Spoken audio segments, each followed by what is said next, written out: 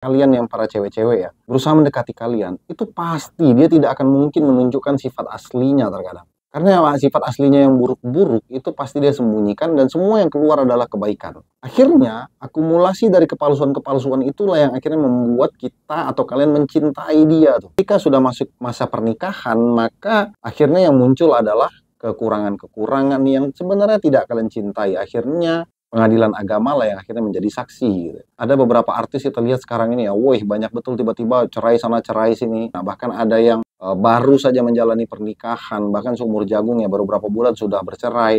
Kita yakini bahwa ini adalah efek atau akibat dari proses pengenalan diri ini banyak dimulai dengan kepalsuan-kepalsuan yang akhirnya baru terlihat semuanya setelah menikah.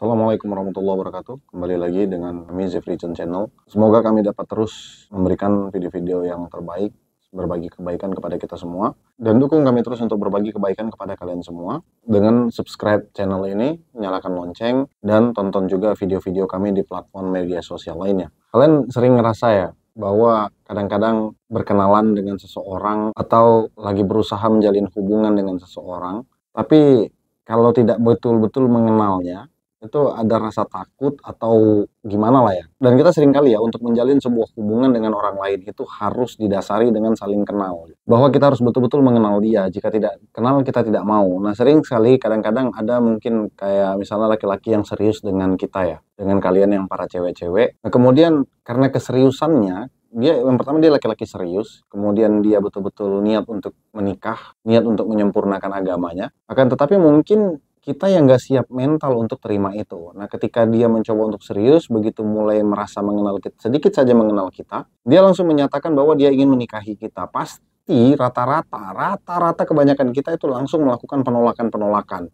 Karena merasa bahwa kita belum kenal. Aku belum mengenalmu. Nanti gimana kalau kau ternyata tidak baik? Nah, nanti gimana kalau ternyata aku salah gitu, memilih. Ini sering sekali membuat hubungan atau jenjang serius atau jenjang pernikahan itu harus didasari dengan pendekatan dulu gitu. Padahal ini menurut saya pribadi ya, pendekatan itu sebenarnya sangat-sangat menyesatkan kita semua. Gitu. Kenapa sangat menyesatkan menurut saya? Karena pendekatan ini selalu dimulai dengan ajang-ajang kepalsuan. Kepalsuan-kepalsuan yang sebenarnya itu tidaklah diri dia. Nah kita sering dengar gini ya, ketika orang sudah menikah, maka dia akan berpikir begini, kenapa ya kok kamu berbeda? Kenapa kok kamu berubah? Kenapa kamu tidak seperti dahulu lagi gitu? Sebenarnya tidak ada yang berubah kawan-kawan. Nah, tidak ada yang berubah, itulah memang aslinya dia.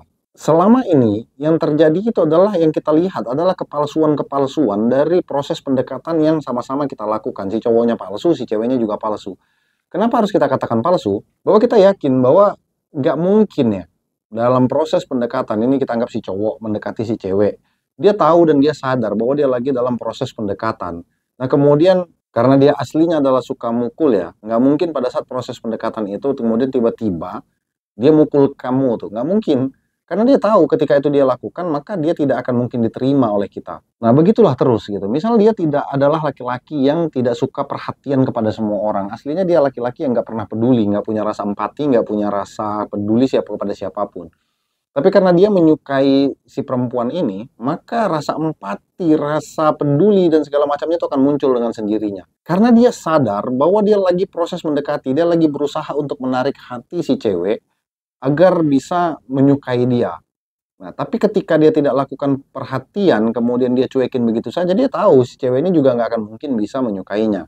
Sehingga hal yang paling harus dia lakukan adalah melakukan kepalsuan-kepalsuan, mengeluarkan perhatian-perhatian yang sebenarnya bukan dirinya. Nah, bahkan biasanya dia seorang pemalas, dia akan sanggup itu mengangkatkan beban kalian, tas kalian, atau apapun itu yang hari itu mungkin kalian bawa ya sebagai seorang cewek. Nah, beginilah yang saya katakan seringnya ini adalah sebuah kepalsuan-kepalsuan. Nah, banyak hal lagi gitu. Dalam proses pendekatan, ini saya contohkan lagi ya, si cowok ini adalah seorang maling.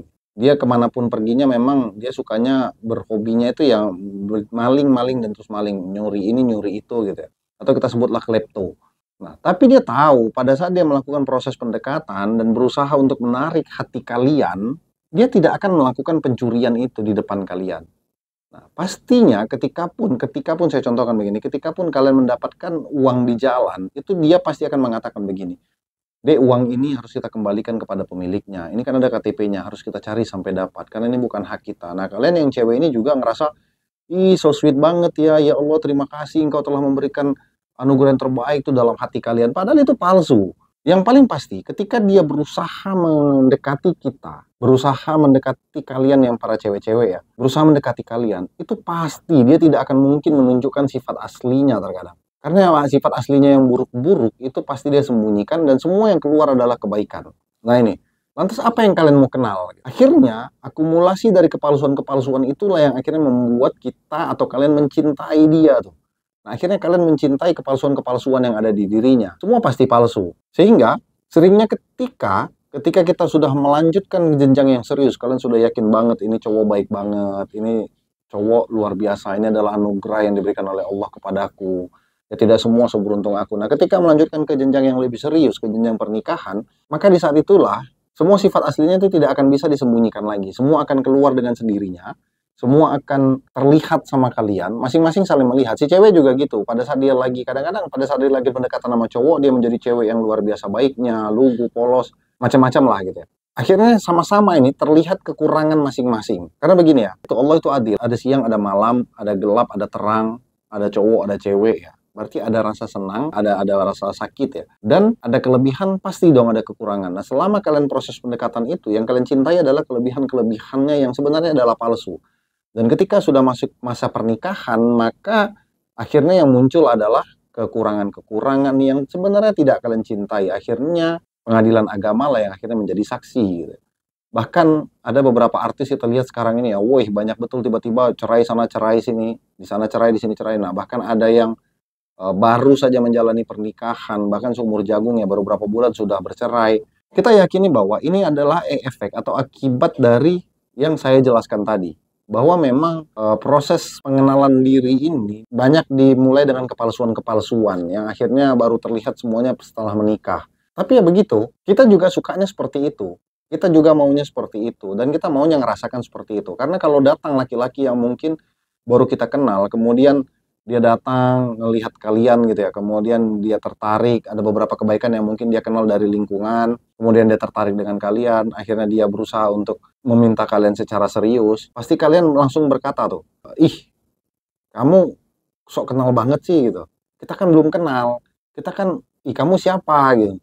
"Kok tiba-tiba main serius-serius aja, aku belum mengenal kamu lebih dalam," gitu. Padahal yang kita minta itu kembali lagi adalah pengenalan kepada kepalsuan-kepalsuannya. Kemudian menurut kita bagaimana solusi dari ini semua? Sebenarnya bagi kita yang beragama muslim itu sudah jelas ya, bahwa proses pendekatan itu harusnya sekedar ta'aruf ya, mengenal, dan proses pengenalan yang paling baik adalah mengenal dia dari lingkungannya, bukan dari pribadinya dia gitu. Tapi kita kenal juga dengan orang-orang yang berada di lingkungannya, dan kenal dekatnya kita dengan lingkungan ini membuat lingkungan ini akan berkata jujur bahwa dia itu sebenarnya seperti apa.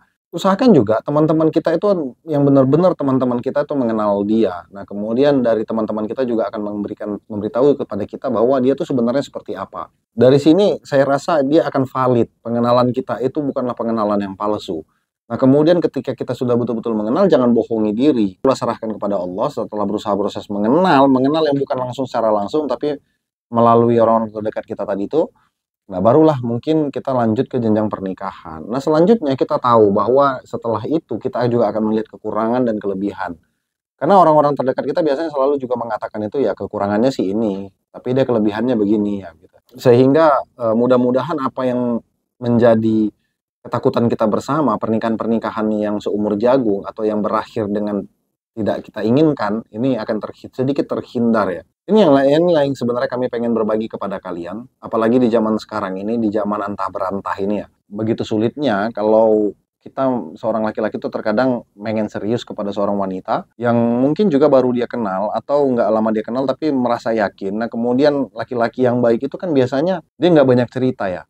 dia nggak banyak tingkah, kemudian dia berniat untuk serius, karena kalau aku mau dekat denganmu, aku mau, ya maaf cakapnya, ngapa-ngapain samamu, maka aku harusnya menikahimu. Nah, dia langsung melanjutkan ke proses pernikahan, dan ini biasanya laki-laki ini tertolak begitu saja. Inilah yang sulit gitu. Jadi sama-sama mungkin kita menjadikan ini sebuah pelajaran ya, bahwa sebenarnya pendekatan atau pacaran dan segala macamnya itu adalah ajang menunjukkan kepalsuan-kepalsuan yang sebenarnya itu nggak penting gitu. Sangat nggak penting.